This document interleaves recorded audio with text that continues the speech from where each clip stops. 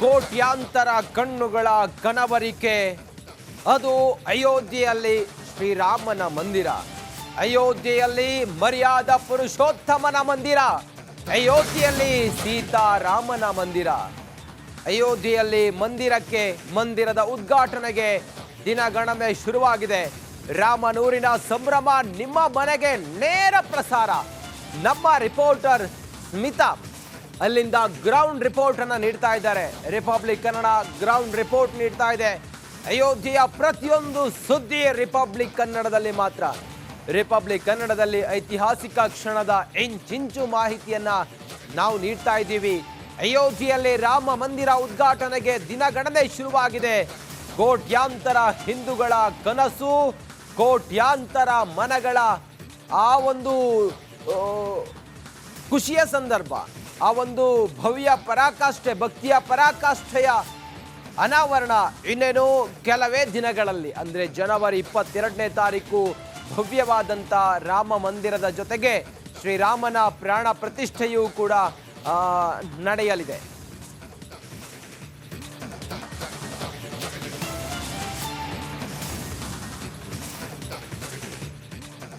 ಅಯೋಧ್ಯೆಯ ಶ್ರೀರಾಮ ಮಂದಿರದ ಶ್ರೀರಾಮ ಲಲ್ಲನ ಬಾಲರಾಮನ ಪ್ರತಿಷ್ಠಾಪನೆಗೆ, ಪ್ರಾಣ ಪ್ರತಿಷ್ಠಾಪನೆಗೆ ದಿನಗಣನೆ ಶುರುವಾಗಿದೆ. ರಿಪಬ್ಲಿಕ್ ಕನ್ನಡ ಅಲ್ಲಿಂದ ಲೈವ್ ಕವರೇಜ್ ಅನ್ನ ನೀಡ್ತಾ ಇದೆ.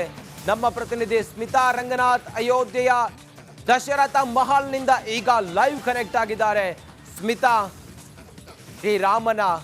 ಶ್ರೀರಾಮ ನಡೆದಾಡಿದಂತಹ ಊರು, ಶ್ರೀರಾಮನ ಹೆಜ್ಜೆ ಗುರುತಿರುವಂತಹ ಅಯೋಧ್ಯೆಯಲ್ಲಿ ಬಾಲರಾಮನ ಪ್ರಾಣ ಪ್ರತಿಷ್ಠಾಪನೆಗೆ ದಿನಗಣನೆ ಶುರುವಾಗಿದೆ. ತಾವು ಆ ಸುಸಂದರ್ಭಕ್ಕೆ ತಾವಲ್ಲಿದ್ದೀರಿ.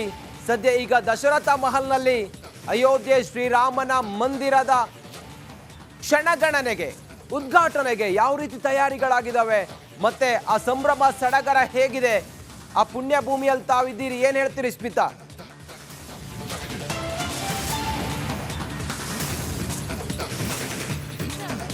ನಮ್ಮ ಹಿಂದೂ ಸಂಪ್ರದಾಯ, ಹಿಂದೂ ಸಂಸ್ಕೃತಿ, ಅದರ ಬೇರುಗಳು ಎಷ್ಟು ಗಟ್ಟಿಯಾದದ್ದು ಅಂತಂದರೆ, ಮಂದಿರವನ್ನು ಕೆಡವುತ್ತೀರಾ, ನಾವು ಮನೆಯಲ್ಲಿ ಮೂರ್ತಿಯನ್ನು ಇಟ್ಟು ಪೂಜೆ ಮಾಡ್ತೀವಿ, ಮನೆಯಲ್ಲಿ ಮೂರ್ತಿ ಪೂಜೆ ಮಾಡೋದನ್ನು ವಿರೋಧಿಸ್ತೀರಾ, ನಮ್ಮ ಮನಸ್ಸಿನಲ್ಲಿ ಆ ದೇವರನ್ನು ಪ್ರತಿಷ್ಠಾಪನೆ ಮಾಡಿಕೊಂಡು ಆರಾಧನೆ ಮಾಡ್ತೀವಿ. ಇದು ನಮ್ಮ ಹಿಂದೂ ಸಂಸ್ಕೃತಿ, ನಮ್ಮ ಹಿಂದೂ ಧರ್ಮದ ವಿಶೇಷತೆ. ಆದರೆ ನಮ್ಮ ಹಿಂದೂ ಧರ್ಮದಲ್ಲಿ ಮಂದಿರಗಳಿಗೆ ಅದರದೇ ಆದ ಪ್ರಾಮುಖ್ಯತೆ ಇದೆ, ಅದರದೇ ಆದ ಹಿನ್ನೆಲೆ, ಇತಿಹಾಸ ಎಲ್ಲವೂ ಕೂಡ ಅದರ ಜೊತೆಯಲ್ಲೇ ಹೊಂದಿಕೊಂಡಂತಿರುತ್ತೆ. ಅಂಥದ್ದೇ ಒಂದು ಪುರಾಣ ಪ್ರಸಿದ್ಧ ಮಂದಿರದಲ್ಲಿ ನಾನು ಇವತ್ತಿದ್ದೀನಿ. ಬಹಳಷ್ಟು ಮಂದಿಗೆ ಇದು ವಿಚಾರ ಗೊತ್ತಿರಲಿಕ್ಕಿಲ್ಲ. ಅಯೋಧ್ಯೆಗೆ ಬಂದರೆ ಕೇವಲ ರಾಮನ ಮಂದಿರ, ರಾಮನ ಮೂರ್ತಿಯನ್ನು ಮಾತ್ರ ಕಾಣಲಿಕ್ಕೆ ಸಿಗುತ್ತೆ ಅನ್ನೋ ಪರಿಕಲ್ಪನೆ ಇದ್ದರೆ ನಾವು ಈ ಮಂದಿರದ ವಿಶೇಷತೆ ಬಗ್ಗೆ ಹೇಳಲೇಬೇಕು. ನನ್ನ ಹಿಂಭಾಗದಲ್ಲಿ ಏನು ಗಮನಿಸ್ತಾ ಇದ್ದೀರಿ, ಇದು ದಶರಥ ಮಹಲ್ನಲ್ಲಿರುವ ಮೂರ್ತಿಗಳು, ದೇವರ ಮೂರ್ತಿಗಳು. ಇದು ಒಂದೇ ಒಂದು ದೇವಸ್ಥಾನ ಇಡೀ ವಿಶ್ವದಲ್ಲಿ, ಇಡೀ ಭಾರತದಲ್ಲಿ ಇದು ಒಂದೇ ಒಂದು ದೇವಸ್ಥಾನದಲ್ಲಿ ಇಡೀ ದಶರಥ ಮಹಾರಾಜನ ಪರಿವಾರ ಕಾಣಲಿಕ್ಕೆ ಸಿಗುತ್ತೆ. ನೀವಾಗ ನೇರ ಪ್ರಸಾರದ ದೃಶ್ಯದಲ್ಲಿ ಗಮನಿಸ್ತಾ ಇರೋದು ಶ್ರೀರಾಮಚಂದ್ರ ಮಿಥಿಲೆಯಿಂದ ಸೀತಾಮಾತೆಯನ್ನ ಮದುವೆಯಾಗಿ ಬಂದ ಸಂದರ್ಭದಲ್ಲಿನ ಒಂದು ಆ ಸನ್ನಿವೇಶವನ್ನು ವಿವರಿಸುವಂತಹ ಮೂರ್ತಿಗಳನ್ನು ಇಲ್ಲಿ ಪ್ರತಿಷ್ಠಾಪನೆ ಮಾಡಲಾಗಿದೆ. ಅದರ ಜೊತೆಗೆ ಅದರ ಪಕ್ಕದಲ್ಲಿ ನಾನು ಕ್ಯಾಮ್ರಾ ಪರ್ಸನ್ ಮಧುನ ರಿಕ್ವೆಸ್ಟ್ ಮಾಡ್ಕೊಳ್ತೀನಿ, ಪಕ್ಕದಲ್ಲಿರುವ ಮೂರ್ತಿಗಳನ್ನು ತೋರಿಸ್ಲಿ ಅಂತ ಹೇಳಿ. 4 ಜನ ಸಹೋದರರು, ದಶರಥ ಮಹಾರಾಜನ 4 ಪುತ್ರರು, ರಾಮ, ಲಕ್ಷ್ಮಣ, ಭರತ, ಶತ್ರುಘ್ನ, 4 ಕೂಡ ಬಾಲ ಸ್ವರೂಪದಲ್ಲಿ ಇಲ್ಲಿ ಕಾಣಲಿಕ್ಕೆ ಸಿಗ್ತಾರೆ. ಹಾಗೆ ಅದರ ಪಕ್ಕದ ಭಾಗದಲ್ಲಿ ಈಗೇನು ನಮ್ಮ ಲೈವ್ ದೃಶ್ಯಾವಳಿಗಳಲ್ಲಿ ವೀಕ್ಷಕರು ಗಮನಿಸ್ತಾ ಇದ್ದಾರೆ, ಇದು ದಶರಥ ಮಹಾರಾಜನ 3 ರಾಣಿಯರು ಹಾಗೆ ಅವರ ಮಕ್ಕಳು ಕೌಸಲ್ಯ, ಸುಮಿತ್ರಾ, ಹಾಗೆ ಕೈಕೇಯಿ ಮಹಾರಾಣಿ, ಹಾಗೆ 4 ಮಕ್ಕಳು, ಹಾಗೆ ದಶರಥ ಮಹಾರಾಜ. ಇಡೀ ಪರಿವಾರ, ದಶರಥ ಮಹಾರಾಜನ ಇಡೀ ಪರಿವಾರ ಕಾಣಲಿಕ್ಕೆ ಸಿಗೋದು ಇದೊಂದು ಜಾಗದಲ್ಲಿ ಮಾತ್ರ. ಬೇರೆ ಎಲ್ಲ ಕಡೆಗಳಲ್ಲಿ ನಾವು ಒಂದು ಸೀತಾಮಾತೆ ರಾಮ ಅಥವಾ ಸೀತಾ ರಾಮ, ಹಾಗೆ ಲಕ್ಷ್ಮಣ, ಹನುಮಾನ್ ಈ ರೀತಿಯಾದ ಮೂರ್ತಿಗಳನ್ನು ಕಾಣಲಿಕ್ಕೆ ಸಿಗುತ್ತೆ. ಆದರೆ ಇಲ್ಲಿ ದಶರಥ ಮಹಾರಾಜನ ಇಡೀ ಕುಟುಂಬದ ಮೂರ್ತಿಗಳನ್ನು ಪ್ರತಿಷ್ಠಾಪನೆ ಮಾಡಲಾಗಿದೆ. ಯಾಕೆಂತಂದರೆ ಪುರಾಣದ ಪ್ರಕಾರ ಇದೇ ಒಂದು ಜಾಗ, ನಾನೀಗ ನಿಂತಿರೋ ಜಾಗ ಏನಿದೆ, ಇಲ್ಲಿ ದಶರಥ ಮಹಾರಾಜನ ಮಹಲಿತ್ತು, ಇಲ್ಲೇನೆ ದಶರಥ ಮಹಾರಾಜ ವಾಸವಾಗಿದ್ದ ಅಂತ ಹೇಳಿ ಇತಿಹಾಸ ಹೇಳುತ್ತೆ. ಇಲ್ಲೇನೆ ಬಾಲರಾಮ, ಬಾಲ ಲಕ್ಷ್ಮಣ ಆದಿಯಾಗಿ 4 ಸಹೋದರರು ಕೂಡ ಇದೇ ಪ್ರಾಂಗಣದಲ್ಲಿ ಆಟವನ್ನು ಆಡ್ತಾ ಬಾಲ್ಯವನ್ನು ಕಳೆದಿದ್ರು ಅನ್ನೋ ಇತಿಹಾಸ ಇದೆ. ಹಾಗೆ ಅಯೋಧ್ಯೆ ಪರ್ವದಲ್ಲಿ ಇಡೀ ರಾಮಾಯಣದಲ್ಲಿ ಅತ್ಯಂತ ಪ್ರಮುಖ ಘಟ್ಟ ಅಂತಂದರೆ ರಾಮನ ಪಟ್ಟಾಭಿಷೇಕಕ್ಕೆ ಕ್ಷಣಗಣನೆ ಇರುತ್ತೆ.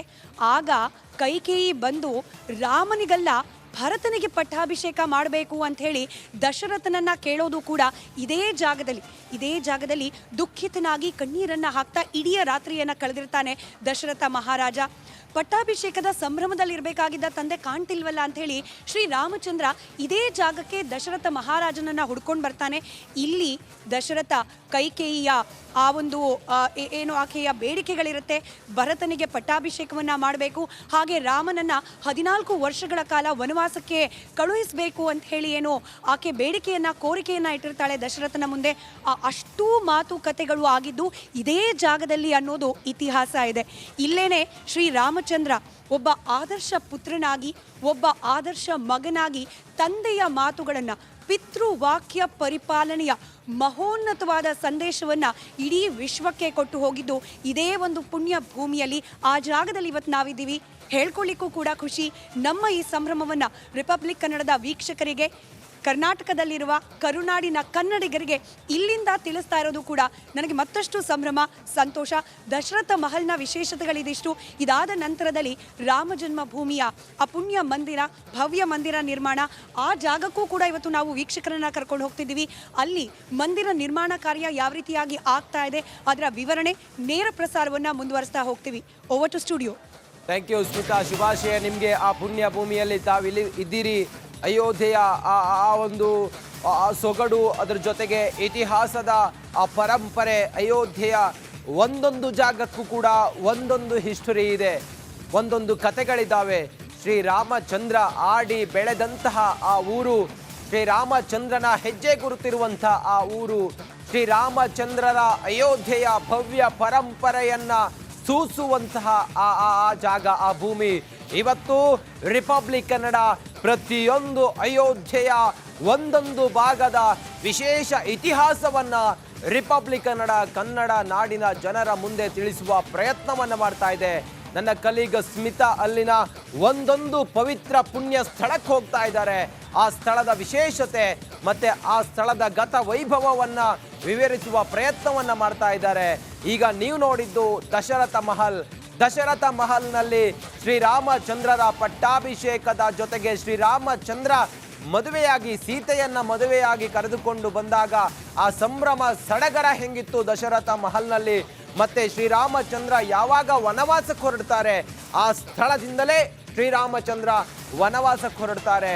ಮತ್ತೆ ಭರತನನ್ನ ಪಟ್ಟಾಭಿಷೇಕ ಮಾಡಿದ್ದು ಕೂಡ ಶ್ರೀ ದಶರಥ ಮಹಲ್ನಲ್ಲೇ. ಅದರ ಸಂಪೂರ್ಣ ಇತಿಹಾಸವನ್ನು ನನ್ನ ಕಲೀಗ ಸ್ಮಿತಾ ಅಲ್ಲಿ ವಿವರಿಸಿದ್ರು. ಆ ಮೂಲಕ ಕನ್ನಡದ ನಾಡಿನ ಜನತೆಗೆ ಶ್ರೀರಾಮಚಂದ್ರರ ಭವ್ಯ ಪರಂಪರೆ ಇರುವಂಥ ಅಯೋಧ್ಯೆಯ ಪುಣ್ಯ ನೆಲದ ಇಂಚಿಂಚು ಮಾಹಿತಿಯನ್ನು ರಿಪಬ್ಲಿಕ್ ಕನ್ನಡ ನಿಮ್ಮ ಮುಂದೆ ನೀಡ್ತಾ ಇದೆ. ಆ ಮೂಲಕ ಪರಮ ಪವಿತ್ರ ಗಳಿಗೆಗೆ ನಾವು ಮಾತ್ರವಲ್ಲ, ಇಡೀ ರಾಜ್ಯ, ಇಡೀ ದೇಶ, ಇಡೀ ವಿಶ್ವ ಇವತ್ತು ಸಾರ್ಥಕ ಆಗ್ತಾ ಇದೆ, ಸಾಕಾರ ಆಗ್ತಾ ಇದೆ. ಆ ಮೂಲಕ ರಿಪಬ್ಲಿಕ್ ಕನ್ನಡ ಈ ಪುಣ್ಯ ಗಳಿಗೆಗೆ ಸಾಕ್ಷಿ ಆಗ್ತಾ ಇದೆ. ಗತ ವೈಭವವನ್ನು ನೆನಪಿಸುವಂತಹ ಅಯೋಧ್ಯೆಯ ಆ ಪುಣ್ಯ ನೆಲದ ಆ ವಿಶೇಷವನ್ನು ತಿಳಿಸುವ ಪ್ರಯತ್ನ ಮಾಡ್ತಾ ಇದೆ. ಕೋಟ್ಯಾಂತರ ಹಿಂದೂಗಳ ಮನಗಳ ಕನಸು ಇವತ್ತು ಸಾಕಾರ ಆಗುವಂಥ ಸಂದರ್ಭ